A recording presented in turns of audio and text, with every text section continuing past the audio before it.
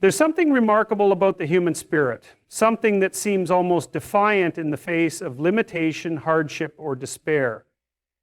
It's not naive optimism. It's not blind self-belief.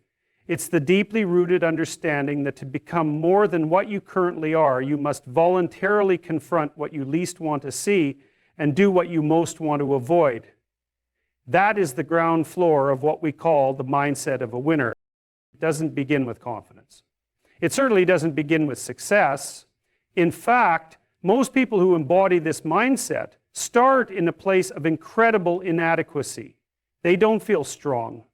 They don't feel capable. They look out at the world and see a hierarchy of competence, a landscape of towering figures who seem more intelligent, more talented, more composed, and they're overwhelmed by the sheer weight of it. And yet, despite that, they make a decision, not a loud, dramatic decision, but a quiet, internal one, that they're going to carry their burden anyway.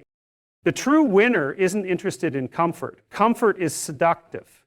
It whispers to you that you've earned a rest, that you've done enough. But the part of you that's oriented toward growth knows that comfort is temporary and that if you indulge in it too long, you begin to rot.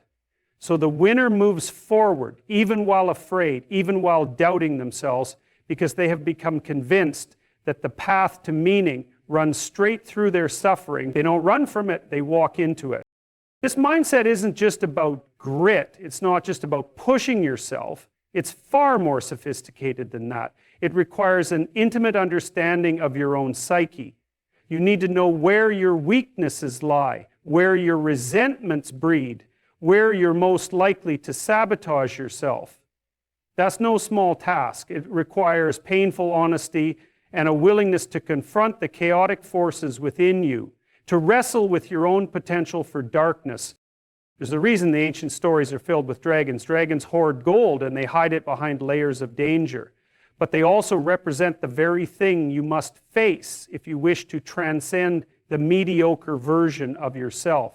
The mindset of a winner is built on the recognition that the treasure you seek is guarded by the very thing you fear, and unless you make the decision to engage in that battle willingly, consciously, heroically, you will never grow into who you could be. The winner is someone who orients themselves toward what is meaningful rather than what is expedient. That's a profoundly moral stance. Expedient says take the shortcut, avoid the responsibility, blame someone else. But meaning says shoulder the load, tell the truth, aim upward. And the difference between those two attitudes manifests over time into lives that are worlds apart. One ends in despair, the other in strength and fulfillment. What's often misunderstood is that winners fail constantly, but they've developed a new relationship with failure.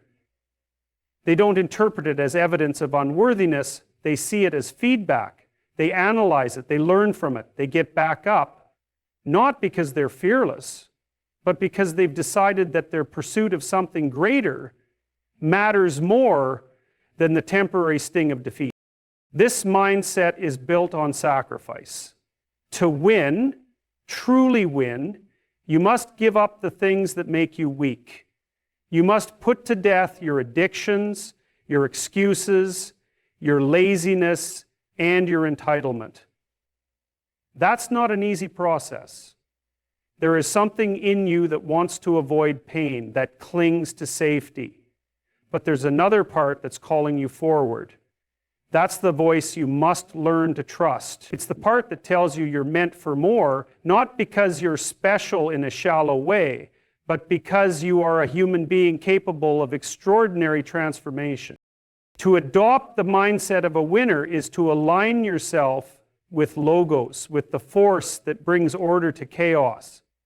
That's not just psychological, it's deeply philosophical. You begin to structure your life in a way that reflects your values. You stop lying to yourself. You stop tolerating your own worst behaviors. You stop demanding the world change and instead ask how you must change to take on the world. That's responsibility, that's maturity, and that's power.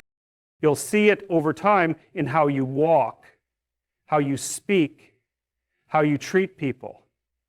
The mindset of a winner rewires your perception. You begin to see opportunities where others see barriers. You begin to see potential where others see defeat.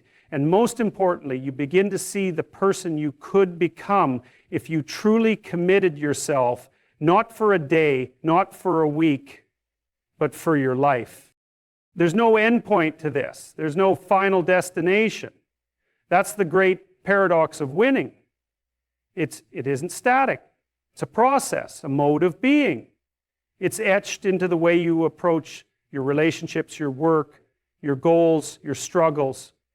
It's the internal discipline to remain aligned with your highest aim, especially when the world tries to convince you to settle.